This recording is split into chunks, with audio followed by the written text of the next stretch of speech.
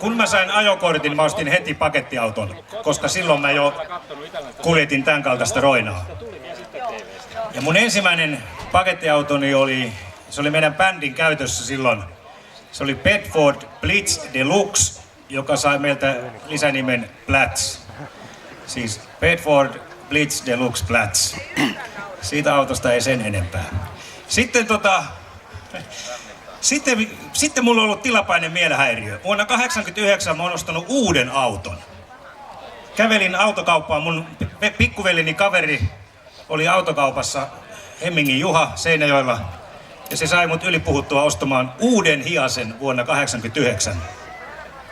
Se oli mulla monta vuotta, kunnes mulle rupesi syntymään lapsia. Tai siis vaimollenihan niitä syntyi, mutta siis niin kuin meille kuitenkin. Niin, no sen ensimmäisen lapsen kanssa me mahduttiin vielä Hiaseen, mutta sitten kun syntyi toinen lapsi, mä rupesin etsiä semmoista pakettiautoa, johon sai rakentaa ylimääräisen penkin ihmisille. Autoverolaissahan oli tää pykälä, niin kuin varmaan kaikki tietää, että jos pakettiauto on kyllin painava, siihen saa rakentaa ihmisille tilapäisistuimen, jos se istuin on riittävän epämukava. Suomalaista verolainsäädäntöä. Siinähän on hyvin tarkkaan määritelty, kuinka vähän vain siinä saa olla pehmustetta. Selkänoja ei saa olla säädettävä, vaan pitää olla erittäin ikävästi 90 asteen kulmassa ja niin edelleen. No niin, Ford Transit täyttää nämä ehdot ja näin mä vaihdoin 89 Hiaseni 84 Transittiin.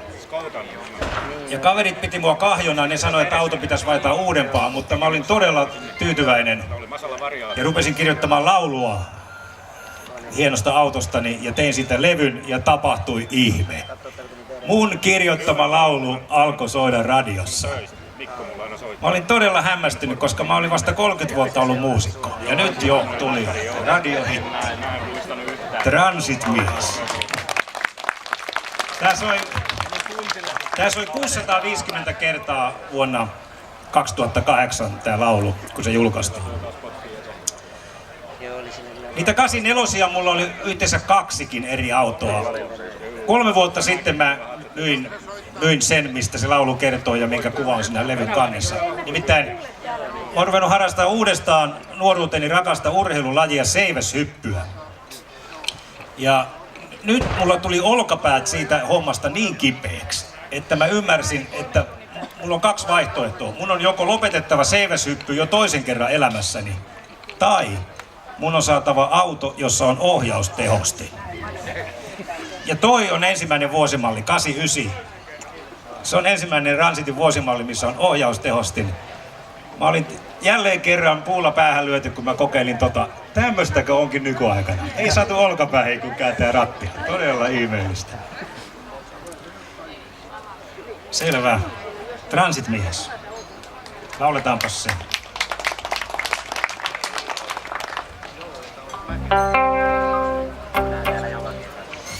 Down, down. Down, down. Down, down, down, down. Mä tiedän, mistä nousee tämän miehen itsetunto. Jo lapsena se alkoi, kuka ties. Ei liity siihen ulkonäköviisaus, ei kunto, vain että musta kasvoi transit-mies. Ei Hiasessa koskaan tuntunut näin miehekkäälle. Roadrunner soi, on melu melkoinen. Ja illan suussa kotiuduttuaan taas reissun päältä mies onnellinen avaa oluen. Transit-mies. Transit-mies. Näyttää hienolta, kun tulee transit-mies. Vain 2 vuotta sitten siihen remontoitiin kytkin. Sen takajarru säätyy itsestään. Jos korroosio pelteihin on hieman iskenytkin, ei naftakorkin viereen vähäkään. Taas katsastus kun lähestyy, mä ryömin auton alle ja siellä jonkun tunnin hitsailen. Ja sitten kun mä rehvakkaasti kurvaan asemalle, mua vastaan inssit juoksee laulaen transitmies. Transitmies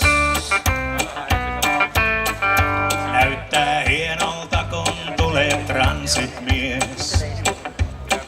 No voimaa täytyy olla, rattia jos mieli kääntää.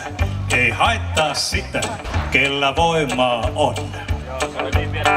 Ja perä aina transitissa jonkun verran ääntää, mutta muuten tekniikka on moitteeton. On ohjaamossa vielä ylimääräinen tuo penkki. Se täyttää ehdot autoverolain. Sen pohjassa sun jättämä syksylit oli jenkki, kun ihanimman muiston sulta sain. Transitmies, transitmies, transitmies, transitmies. Näyttää hienolta kun tulee transitmies.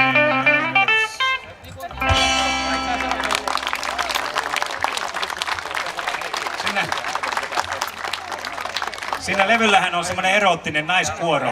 Huomasitteko, kun mä yritin tuossa lopuksi olla myös se naiskuoro? Onnistuiko? Niin.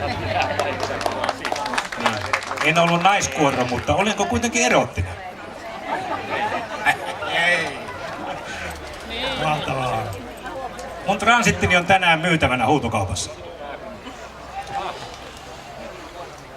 Mä käytän tilaisuutta hyväkseni ja mainostan vähän. Se on siis 89. Siellä tulee hyvät talvirenkaat. Siellä on se penkki, ylimääräinen penkki. Sinne mahtuu siis 7 ihmistä laillisesti. Siellä on retkipeti, minkä mä oon itse keksinyt. 180-senttinen nukkuu ihan kätevästi siellä jalat suorana. Kattotelineet.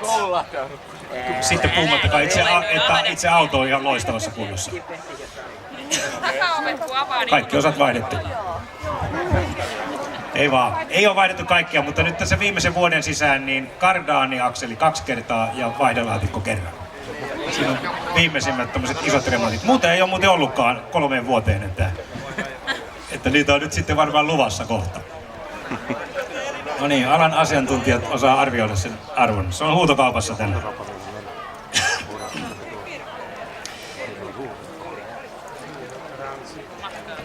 Haikeeta on luopua tuommoisesta, millä on monta keikkamatkaa tehnyt, mutta elämä on luopumista. Ja siitä mä saankin aasinsillan tähän seuraavaan aiheeseen. Mä oon kirjoittanut lauluja lasten kasvamisesta.